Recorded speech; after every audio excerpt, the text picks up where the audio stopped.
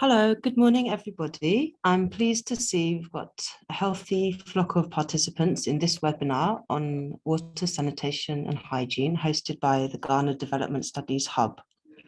I'm Imogen, a research fellow at IDS in the UK, and I'll be chairing the event today. I'm going to start by giving a little introduction to the event and to the series. And I'd like to invite you to all say hello and hi in the chat as we go through the webinar. You can start now if you like, just to introduce yourself to the participants so we can have a lively chat going on as we move through the webinar. So we are joined today by 3 speakers, all speaking from Ghana. But I'll give a few notes on the webinar series and on the hub before I introduce our speakers. This event is co-hosted by the partners in the Ghana Development Studies Hub, which is a relatively new initiative, which is hosted by the Institute of Development Studies in the UK, the University for Development Studies in Ghana, and the University of Ghana.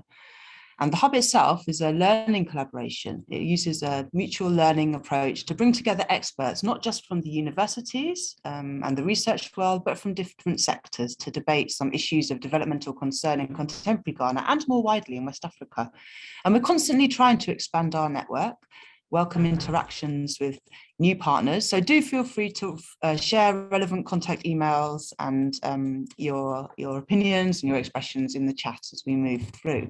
Feel free also to get in touch with us after the event. We'll share our website and relevant contact details at the end of the event in the chat.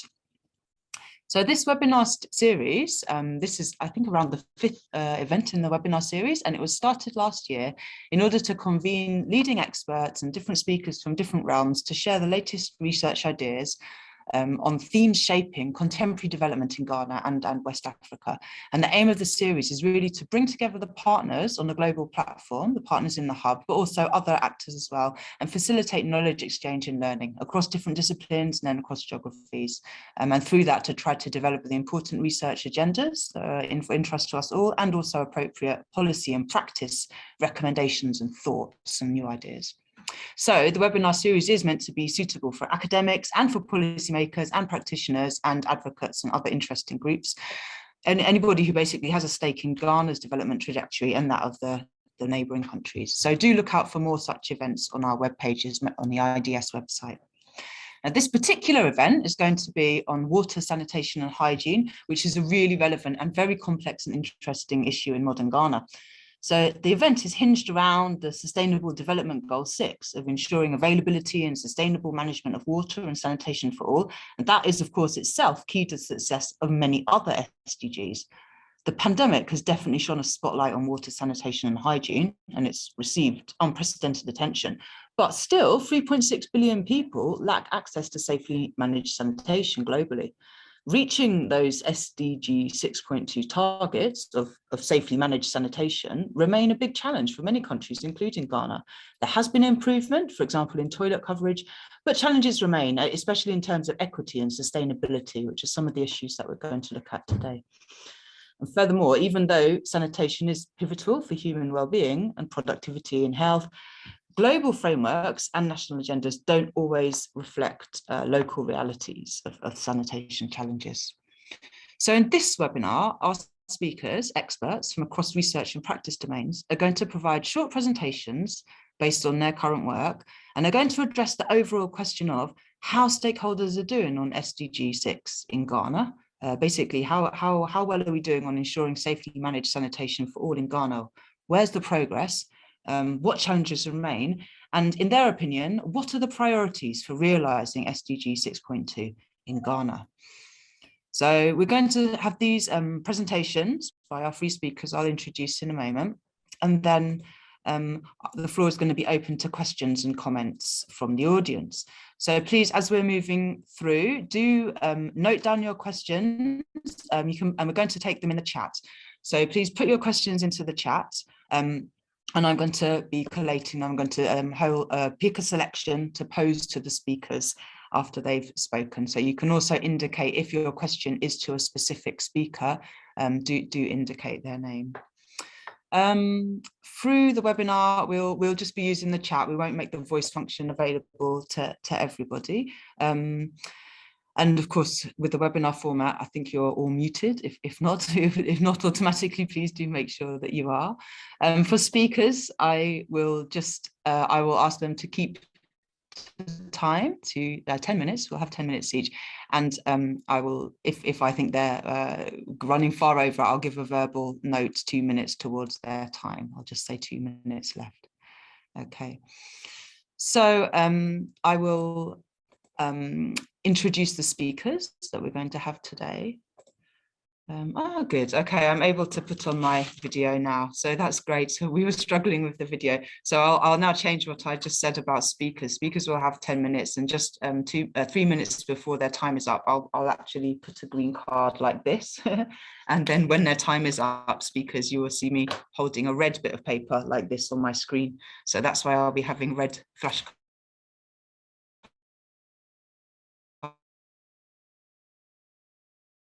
for you and green flashcards on the screen. So we're going to start off with Solomé Gabreshkava, who's a researcher with the Circular Economy and Water Pollution Research Group of the International Water Management Institute in Accra, Ghana. And her current research focuses on developing business models for circular economy technological solutions and assessing the economic and social and environmental sustainability of investing in different business models, and also assessing the investment climate for private sector investment in circular economy businesses in sub-Saharan African countries. So she's going to reflect on how she's applied that to circular economy ideas in the water sector. Dr. Abdurrahman Ishaku is a senior lecturer at UDS in Tamale, Ghana, and he's the Deputy Director of the Drylands Research Institute at UDS. He holds a PhD in Watershed Management from KNUST and an MPhil in Environmental Science from University of Ghana. We're also very lucky to have Mr. Atta Ahin, who's a development planner and a WASH specialist, and he holds an MA in Development Studies and BA in Political Science from University of Ghana, and a certificate in International Water, Sanitation and Hygiene from University of Nevada. Atta has over 18 years of professional experience, and he's currently a WASH technical specialist with World Vision Ghana and the chairman of the Coalition of NGOs in Water and Sanitation, which has over 85 member NGOs. He's very accomplished, being also a member of the National Steering Committee for Greater Accra Sustainable Sanitation and Livelihoods Improvement Project, member of the Ministerial Advisory Board of the Ministry of Sanitation, and a member of the Sector Advisory Board of the Regional Water and Environmental Sanitation Centre. So he'll be sharing his experiences with us.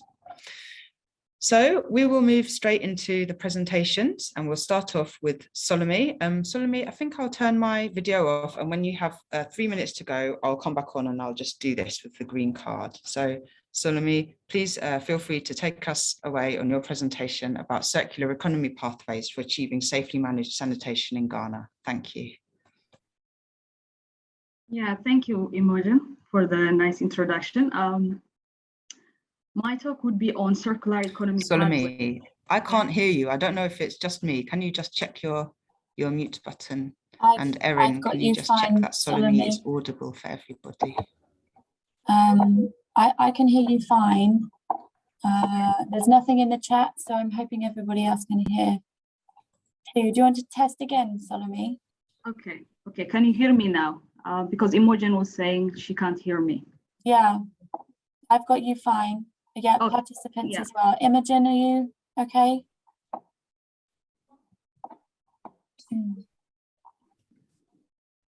Solomé, you're fine to go ahead now. People can hear you. Thank you very much. Great. Okay, so my talk would be revolving around circular economy pathways, the role of circular economy for achieving safely managed sanitation in Ghana. This is a research topic that we work at IMI in Ghana, and also in other offices that we have. We do have a research group called Circular Economy and Water Pollution, and we look at the sanitation value chain as a whole and how circular economy can contribute to safely managed sanitation. So next slide, please.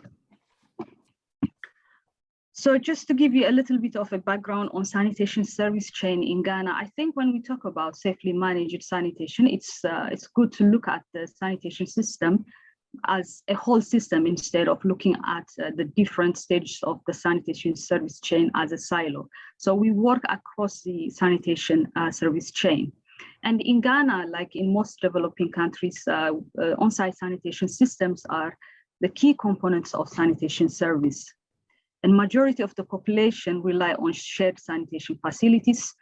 This could be like compound toilets or public toilets.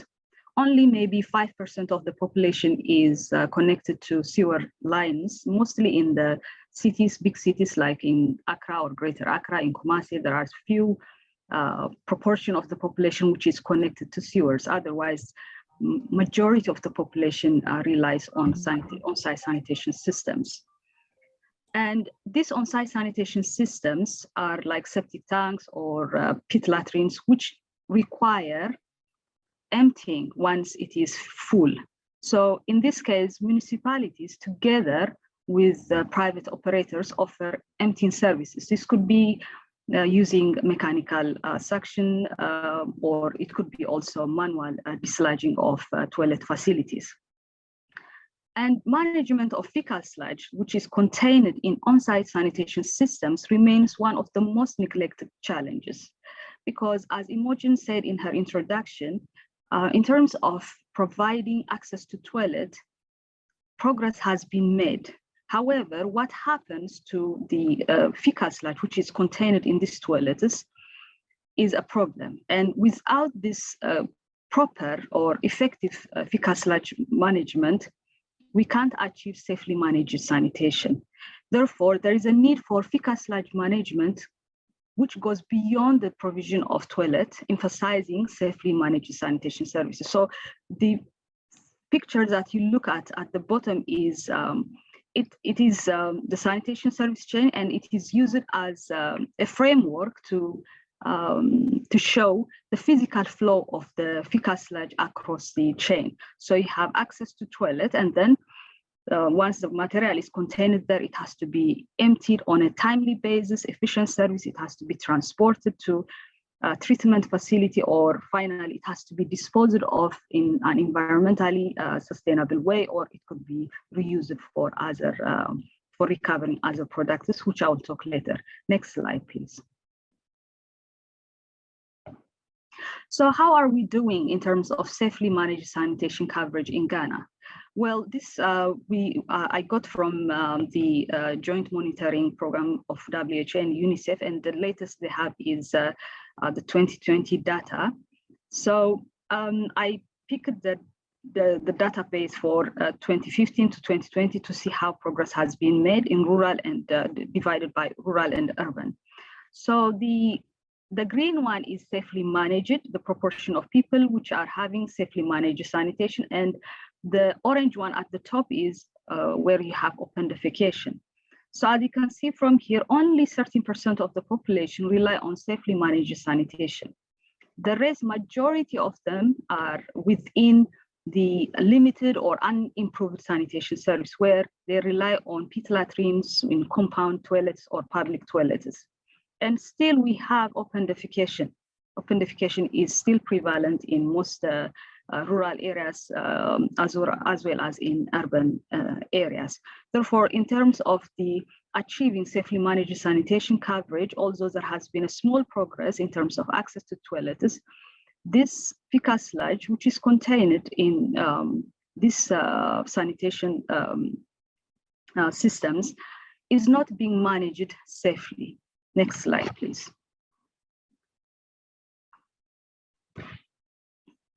So I would also like, so we have seen what's the general data for Ghana. I would also like to give you a little bit of an insight into a project site.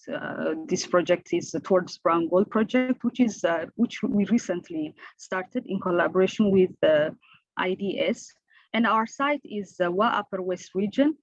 And in Wa, it's even worse than what we have looked at, because in Ghana, mostly people rely on public and compound toilets. And when we look at WA, only 48% of the population have some form of toilet facility.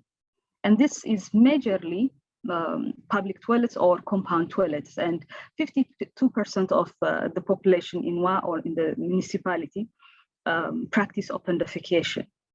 And the city has about 125,000 inhabitants, but only 2 SOCIP MTRs serve the entire population in WA. So I'm going through the sanitation service chain. So in terms of toilet facility, only 48% have some kind of toilet facility. And when you move to the next stage of the sanitation service chain, you have a few SOCIP MTRs providing to this vast population in WA. And there is no treatment facility in this municipality, but there is an area which is designated as a landfill site. Even with that designated landfill site, there are indications that these truck operators do not necessarily dislodge at the designated landfill site, which means there is an indiscriminate dislodging of this fecal sludge. And only 10% of the population have safely managed facility. Next slide, please. So the challenges in achieving safely managed sanitation is that while sewer systems are regulated by wastewater by public entities, on-site sanitation systems, they are handled by private and informal sectors. So this has created a problem as they fall outside regulatory framework. So as long as septic trucks are dislodging in the environment, we can't or we should not be we should not declare them as open defecation free. Therefore, we need to look at the sanitation service chain as a whole. Next slide, please. So what do we need to achieve safely managed sanitation? It requires strong local capacity, effective regulations, and supportive policies. I think one of the bullets is hidden there, but it says that there is a need for intersectoral collaboration between private and public entities through circular economy solutions. Next slide, please. Now, what are the circular economy pathways? In the Towards Brown Goal project, we are looking at fecal sludge as a resource. We can recover different types of resources from fecal sludge, and there is a need in paradigm shift in waste that needs disposal towards creating valuable resources. And we have seen some solutions that are existing in Ghana. There has been some progress in terms of circular economy pathways. And in this project, we are trying to explore what are the cultural and social attitudes towards FSM, because for effective fecal sludge management and circular economy approaches, we need to embed it within the cultural and social attitudes of the community. Next slide, please. And this is just a ladder of increasing value proposition. When we say value proposition, it means what are the products or services that you can get from a liquid waste, or in general, I'm saying here liquid waste, it includes fecal sludge and wastewater. So in this figure, what it shows is that countries within their local context, they have options, innovation options that they can use. But at the very least, treatment of fecal sludge and wastewater should achieve safe disposal for environmental and public health. So at the bottom left, that is the minimum that should be achieved, safe disposal of fecal sludge and wastewater. But as you move on the ladder, you have different options. You can recover, for example, compost or nutrients from fecal sludge. You can also recover briquettes or other biochar, which are used for land or for soil rehabilitation. Then the next slide is the last slide, Imogen. I'm almost done. So in conclusion, sanitation systems or fecal sludge management options, they should consider value propositions beyond access to toilets, and thus more business thinking is required. So at IMI, we are proposing a market-driven approach to fecal sludge management. So this, when we say business thinking, It doesn't necessarily have to be driven by profit maximization, but more like what the social enterprises that we see are doing. Their objective is social welfare while they recover their costs so that they will stay sustainable. So we need a business thinking around sanitation systems. And here on-site sanitation systems, they provide safer entry points for resource recovery, which means you don't have to worry about your input. Your input is the fecal sludge itself, which you can recover different sorts of resources from that fecal sludge for revenue generation or cost recovery. And there is a need for capacity development and also strong incentive systems across intersectoral collaboration. That is about PPPs, public-private partnerships, and engaging private sector in sanitation systems. And we have established that circular economy solutions play an important role, not only in addressing the sanitation, but also in other sectors. So if there is a connection with agriculture, there is a connection with energy, therefore there is a need for intersectoral collaboration to have sustainable circular economy solutions, which would also improve the sanitation systems in the country. With that, I conclude my presentation. Thank you. Sorry for, I think I took 1 or 2 minutes more. Back to you. Fine. Thank you very much, Solimot. A really interesting presentation. And you mentioned something that leads us right on to Dr. Abdurrahman's presentation, because you mentioned the need for fecal waste management to fit into the cultural and social context. And these are going to be some of the themes that Dr. Abdurrahman is going to talk about in his presentation next. So, Dr. Abdurrahman, you're welcome to take it away with your presentation next. Yeah, good afternoon. Good afternoon. Good afternoon, Dr. Abdurrahman. You're welcome. So please go ahead, and I'll be showing you the cards, the red and green cards, when you have 3 minutes to go. Yeah. Exactly. All right.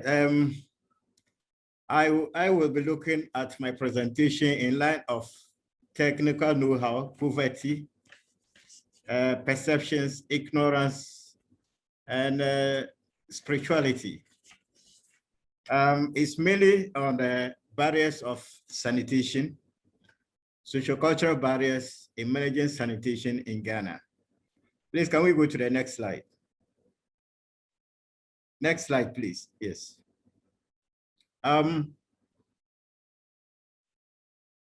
We have a problem of technical know-how in the management of sanitation in Ghana. Most people think that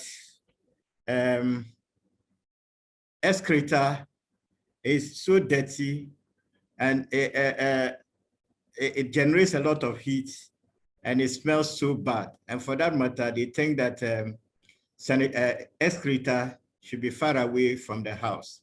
And this explains the presentation made by Salome, that they are very comfortable in using shared latrines, because the shared latrine is normally put somewhere far away from the community, or even if it's closer to the community, no one would like to put a house closer to it. And for that matter, the other houses will now be willing to come and share the toilet facility, which we normally call public toilets. In the absence of public toilets in our various communities, a lot of them will think that practicing open defecation in the nearby bushes would be the way forward. So open defecation is very predominant as observed by IUMI, and that is the more reason why a lot of them practice it, because they think that if they go to the bushes, at least it will be better, the feces will be sent away far from their households. The other thing is they think that latrines, and for that matter, household toilets, are havens to demons. Personally, I have never seen a demon. I don't know how it looks like, but since the word exists, it also means that it exists. So these demons they think that they live in their toilets. And for that matter, if you are fond of using latrines, you are likely to be attacked by demons. In terms of spirituality, a lot of people, the natives in particular, believe that they have magical powers, and they believe that when these magical powers get closer to latrines, their powers will go.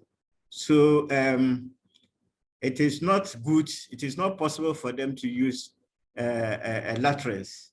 Why? Because when they go into the latrine, they are likely to remove their panties there to free themselves.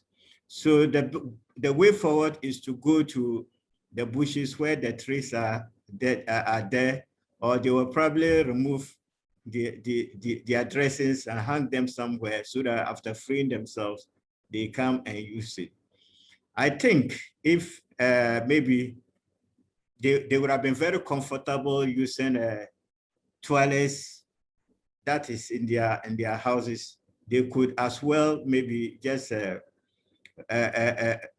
go and free themselves before they come and dress.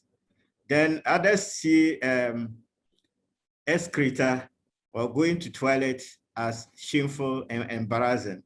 So they pretend as if they are going to the farm, or they are going to the nearby bush to do something, either to chase their animals or something. Then in the process, they free themselves and come.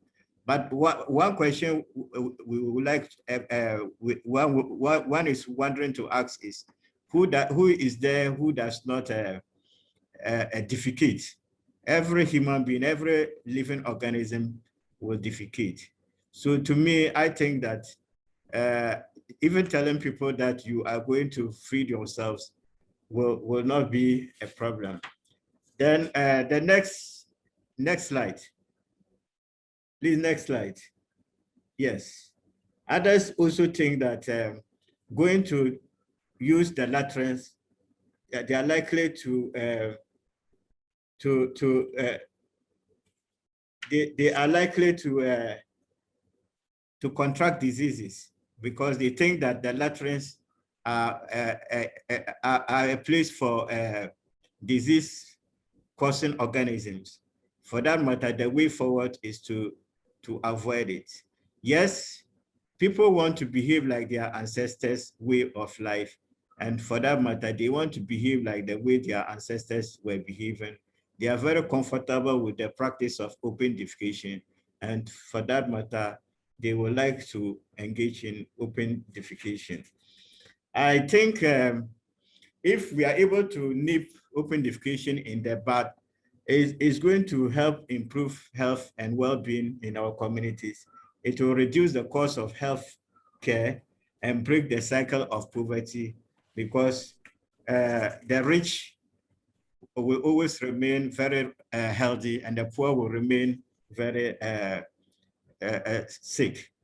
So the way forward to achieving the SDG 6. 1 minute. Yes, I'm just winding up.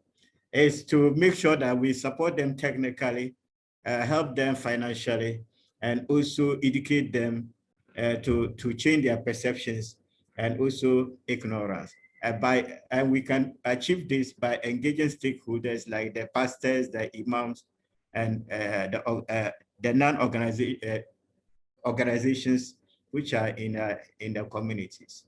Thank you. Thank you very much for the presentation, Dr. Rahman. I'm reminded to invite participants to place your comments into the chat or into the question and answer box if you can access it. So I would like to welcome our third speaker, who is Mr. Atta Ahin. So again, I'll hold up the green card with 3 minutes to go and red card with 1 minute to go. So you're welcome to start speaking now. Thanks, Mr. Atta Ahin. Thank you very much, and good afternoon to everybody. Because of our time, I will be dwelling more on the priorities for realizing safely managed sanitation for all. But before then, I have a famous quote I always refer to, and that is by Deepak Chopra, an American philosopher. He says that even though we take it for granted, sanitation is a physical measure which has probably done more to increase human lifespan than any kind of drug or surgery. Unfortunately, it doesn't appear that in our part of the world, we prioritize it enough. But let's all understand that water and sanitation are an enabler for poverty reduction and a catalyst for growth and socioeconomic development. But Ghana has made some good progress when it comes to access to safe drinking water. Unfortunately, the same cannot be said about improved sanitation. Now, at least it is estimated that Ghana has achieved about 86% in terms of access to safe drinking water. And here I'm referring to the GMP, Joint Monitoring Platform. But there are still challenges that we encounter. 49% of public basic schools do not have access to safe drinking water. There are issues with water quality. We have issues with equity and inclusion, such that depending on where you stay, whether rural or urban, or depending on your economic circumstances, whether rich or poor, you are likely to have access to safe water or not. And then also, we have not invested adequately or effectively in alternative water supply technologies. And these are the challenges that we have in the safe drinking water subsector, but at least we have done something. In terms of sanitation, there is a huge challenge, and I don't think Ghana should be where we are, to the extent that only 24% of the population is said to have access to improved toilet facilities. In fact, the multiple indicator cluster survey conducted by Ghana Statistical Service 2018 tells us that we are 21. So that is even much lower. When it comes to the rate of open defecation, is mind-boggling, 18% according to JMP, and 22% according to the multiple indicator cluster survey. So that is nothing to write home about. 30% of public basic schools do not have access to a toilet facility. And this is a research conducted by the Education Management Information System, by the Ghana Education Service itself. So we have a huge challenge. And so the barriers for me are obvious. Ghana's inadequate access to safe drinking water and poor sanitation, I mean, it's only a function of two things. Number one, lack of commitment, in fact, political commitment. And number two, poor political prioritization. And that which you don't prioritize, of course, you know that you don't pay attention to.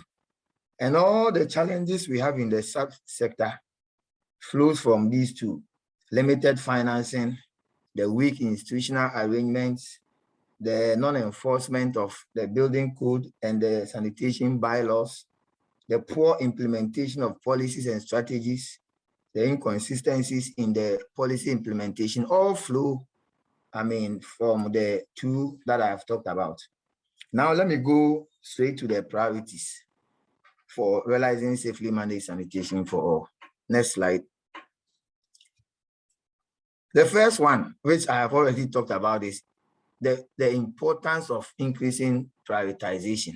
Sanitation has never been prioritized, and therefore we are at where we are because it is not being able to attract national attention.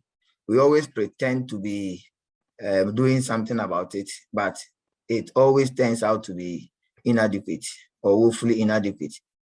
And also the institutional realignment is something we need, especially in the sanitation subsector. You realize that Ghana has a Ministry for Sanitation and Water Resources, but it doesn't have any agency to implement the policies of the ministry in terms of sanitation.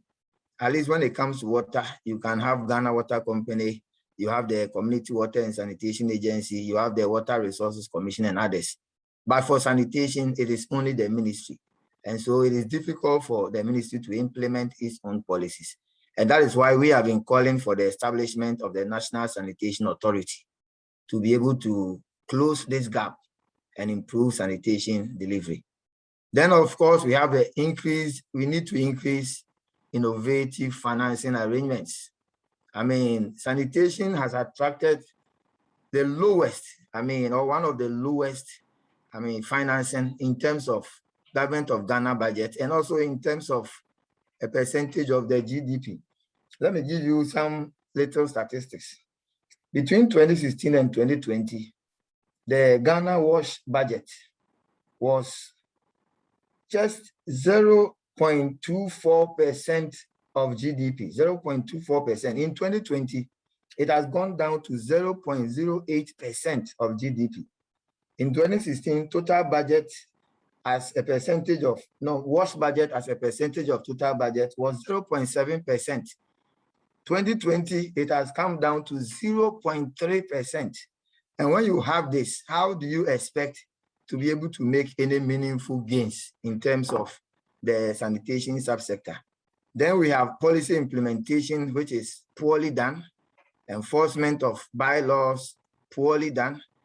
The major issue is about equity and inclusion. We don't want to leave anybody behind. And therefore, it's important that we prioritize access to safely managed sanitation wherever people are, whether they are in the rural or in the urban area. That is what we need. Next slide, I'll be closing very soon. Then we need to invest in infrastructure development. We have done quite well when it comes to solid waste management infrastructure in partnership with private sector. But when it comes to the liquid waste infrastructure, we have failed woefully. We also need to have a sustained and comprehensive behavior change communication strategy, so that you can carry the citizens along whilst you try to improve on behavior change. And that must be sustained. So far, it is not something that we have had. Then I think we need a very strong civil society organization which effectively influences policy.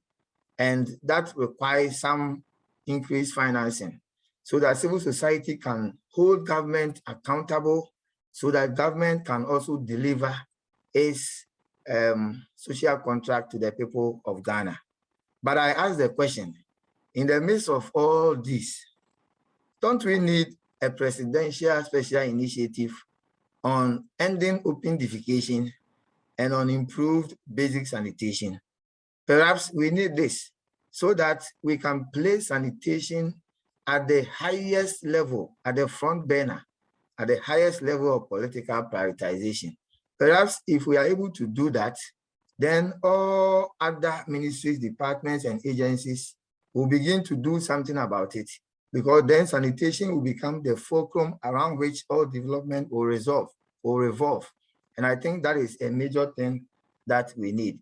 But for me, the major issue in terms of priorities for realizing safely managed sanitation for all is the financing bit, because GOG budgetary allocation is woefully inadequate. We used to rely heavily on donor funding.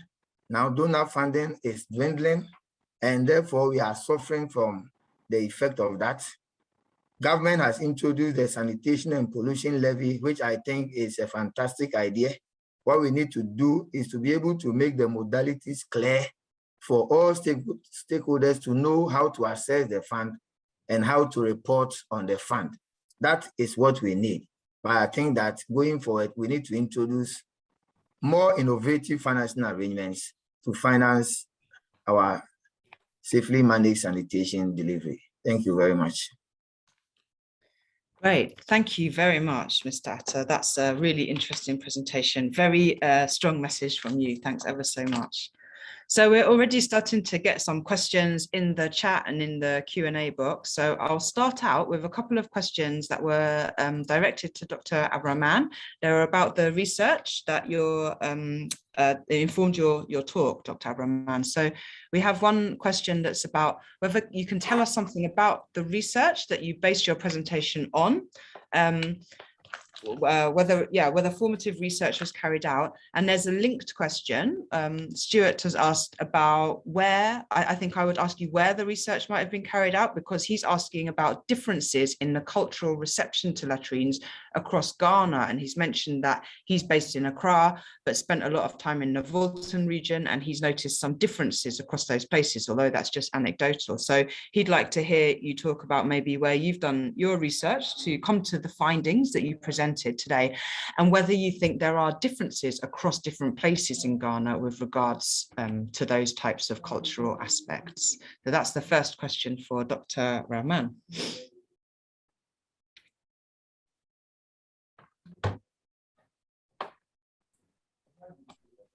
Yeah, thanks for your question. We conducted a research in the Upper West region for Water is Ghana on barriers to managing sanitation in the Wa municipality. But I think as an organization, WaterAid has also conducted similar researches in Mali, Burkina Faso, Ghana, and Niger. Yes, the findings differ from one cultural setting to the other, because we are made up of different cultural backgrounds, and that is where the variation is. So what is being practiced in one cultural setting is likely to be different from the other.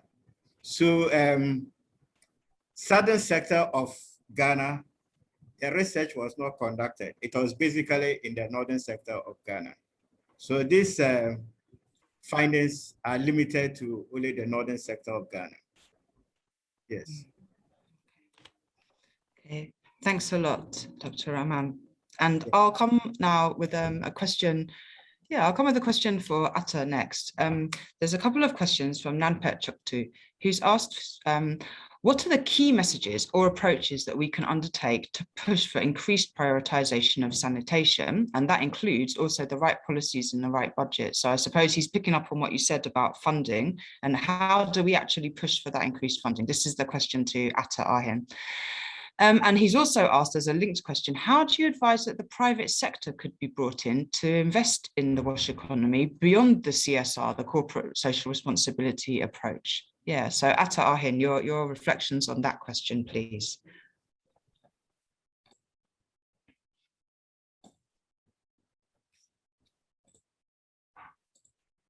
Yes, thank you very much.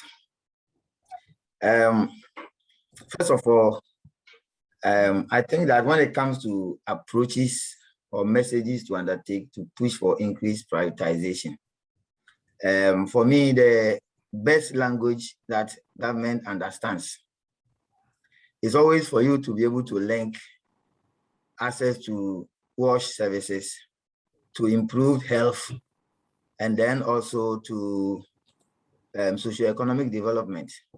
Sometimes you need to do that link to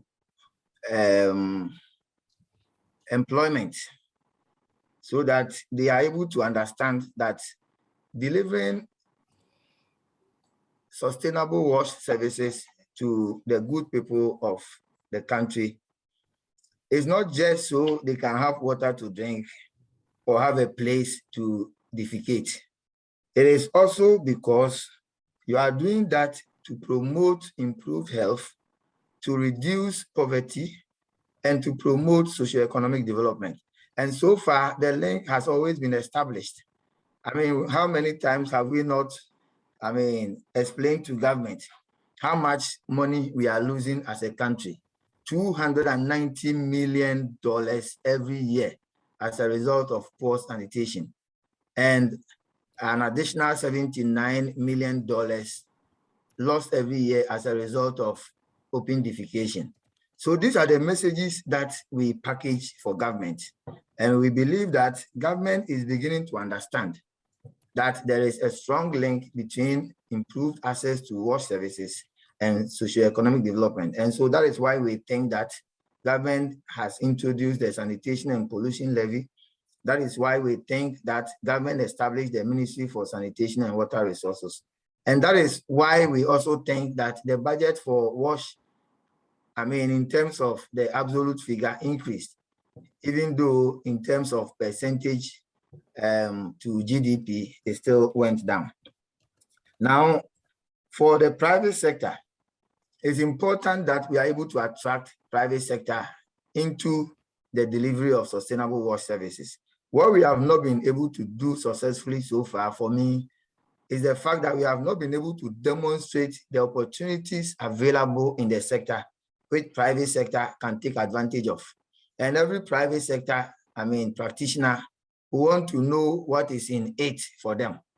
If you are not able to demonstrate what is in it, as to when I come into it, what are the profits that I can make, what are the returns on investment and all that, then I will not come in. So I think that we need to continue to demonstrate to private sector that there are returns in investing in, especially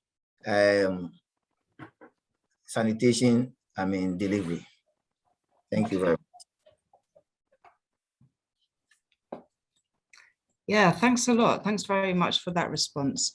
And I'm going to move to a question. I'm going to direct a question now to Solomon before I come back to a couple of questions which are about presidential decree, which will come back to you in a minute, Atta. So Solomon, we've got a question about whether there's an agreed set of criteria for what represents a safe FSM system. So I guess that's fecal sludge management system.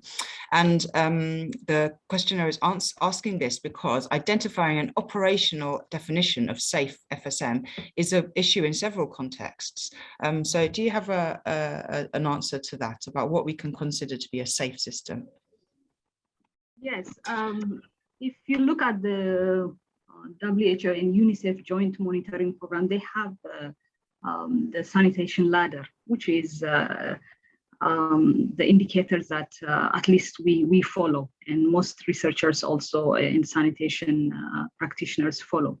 So the definitions are clearly there. For example, we have a safely managed sanitation when a household is provided with good on-site sanitation system with flush toilets. It could be on-site sanitation like septic tanks. And then you have proper dislodging at the right time. And it is also disposed in an environmentally and public or sustainable way, where you have proper treatment facility. So where we are failing now in Ghana is there are progress in the on-site sanitation system provision, but what happens to the fecal sludge once it is contained? How is it transported, treated, and disposed of? So the definitions are there. So you can look it up. There are 5 ladders. It starts from open defecation up to safely managed sanitation. So it's standardized. So linked to that, there's another sub question, and I'd love to add my own bit to it as well. The question is asking, in Ghana, what is the view on simple pit latrines where fecal sludge stays in the pit and is not going to be emptied? Are those seen as a technology to be left behind, or are those seen as a viable, safe option? And I would love to add as well, what do you think about 2 other technologies, which is the compost toilet, which has been around for a long time, like the composting of fecal sludge on site, and then also the bio toilet option, which is a newer technology where the degradation happens in the chamber on site and the waste product is like bacteria, which water with bacteria in it. Yeah, so in the context of Ghana, how do those technologies fit into the idea of safe sanitation?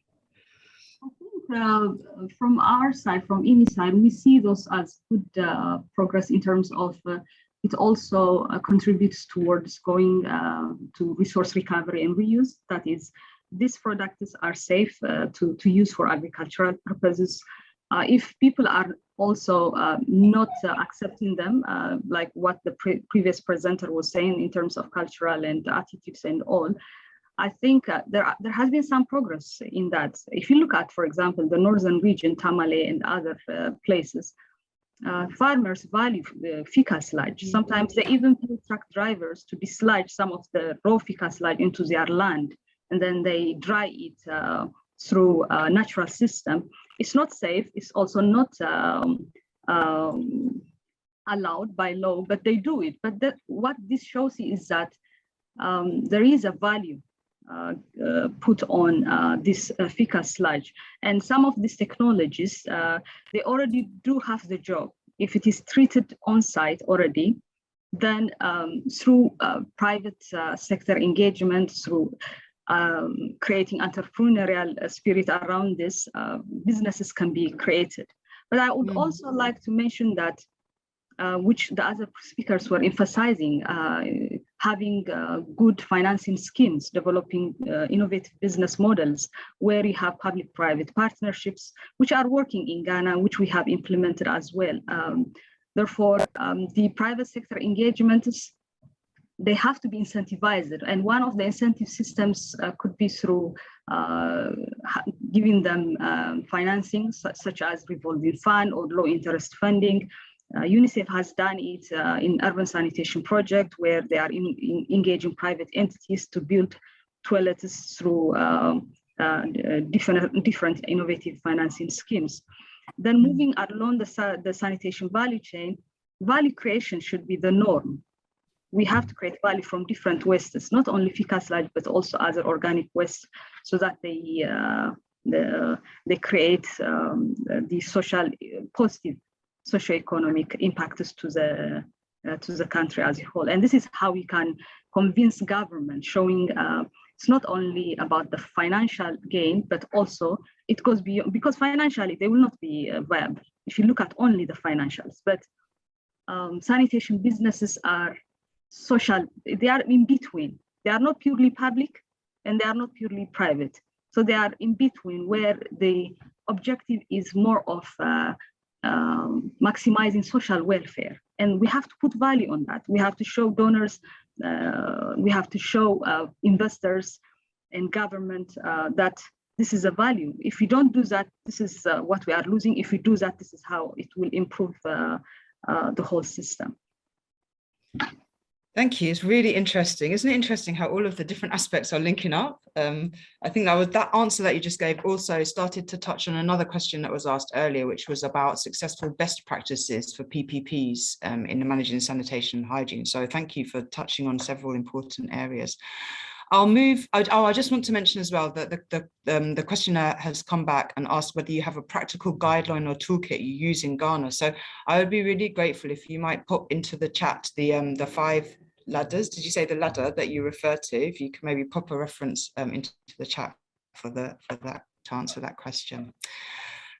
Yeah, I would like to come back to a question that was asked a little bit earlier, and it's going back to Atta now. And the comment is that only India and possibly Nepal were able to get a presidential decree for sanitation. How do we go about this in Africa? Nigeria's president declared a state of emergency for the wash sector, yet there's not been full funding, and the sector players are still operating in silos with weak sector planning and coordination. So yeah, so I guess they're asking about the practical implementation of this idea. How likely and feasible do you think it is? First of all, I mean, the argument is that, especially in Ghana, anything that the president is personally involved in or takes personal interest in, I mean, works or goes far. If the president is not deeply involved in anything or doesn't show interest in anything, that thing is not likely to go far. And a case in point is a free SHS, free senior high school in Ghana. I mean, this is a promise of the president. When he came to power, he pushed it, and virtually all resources are going into that. It is because of the commitment and the prioritization. So my point is, if we are able to have this presidential special initiative on ending open defecation and increasing access to safely managed toilet facilities, I believe that it will succeed. Because this is not the first time we'll be having a presidential special initiative anyway. In fact, way back around 2007, thereabout, Ghana had, no, 2005, thereabout, Ghana, the president of Ghana declared a presidential special initiative for the production of starch.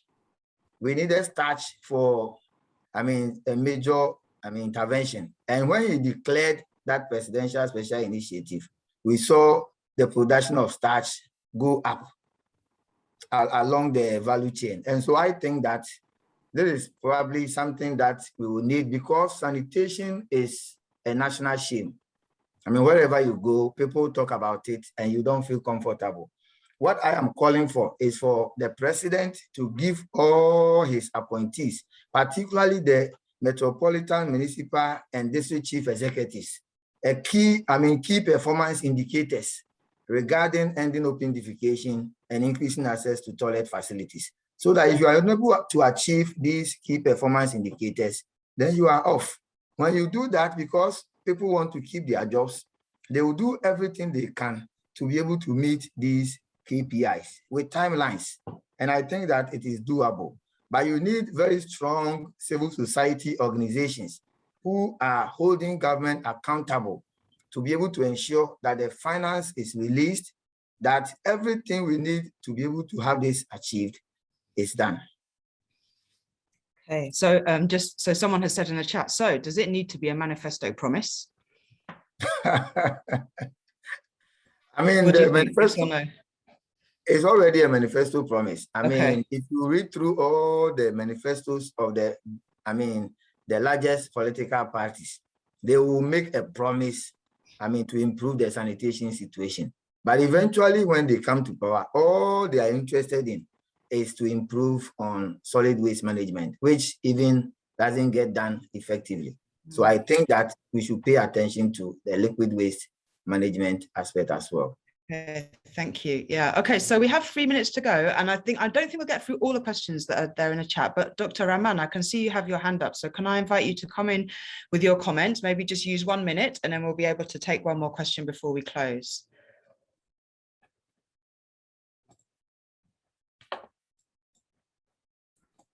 I'm adding a comment on the presidential initiative. I think if Atahin will agree, it's like the budget allocation to the area of sanitation is very low. And this is not helping the local government authorities at the grassroots. I'm talking of the district assemblies, the municipalities, and the metropolitan assemblies. So if the budget allocation in the management of sanitation by our respective government in Africa will increase, I think it will help. Then the other thing is that I think it is time for us to marry sanitation and education. The Ministry of Education should jointly have a hand in the management of sanitation, where children will be educated in their schools, and when they go home, they will impact on the knowledge onto their parents. Because a lot of the problems we have are as a result of ignorance. They are as a result of perception. And if we are able to educate our children when they are so young, I think much of the problems will be solved. Thank you. Thank you very much, Dr. Rahman, because that is a really helpful comment, because it touches on a question asked by Vincent, who had asked whether any research has looked at alternative bottom-up and behavioural change approaches. So I suppose that also touches on what you're talking about. Dr. Rahman, are you aware of any research that has looked at that type of approach rather than the more top-down funding-heavy approach that we've been talking about mostly today?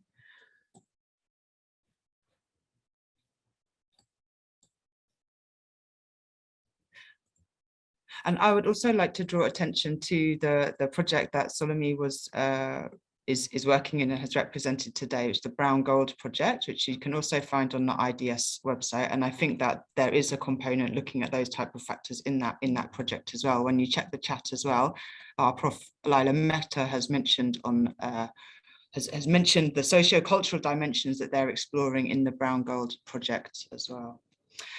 Okay, actually, that interesting point has brought us to the top of the time, to the end of the hour. So I just want to thank all of the speakers heartily for your really interesting talks and your responses to the question and for having the discussion.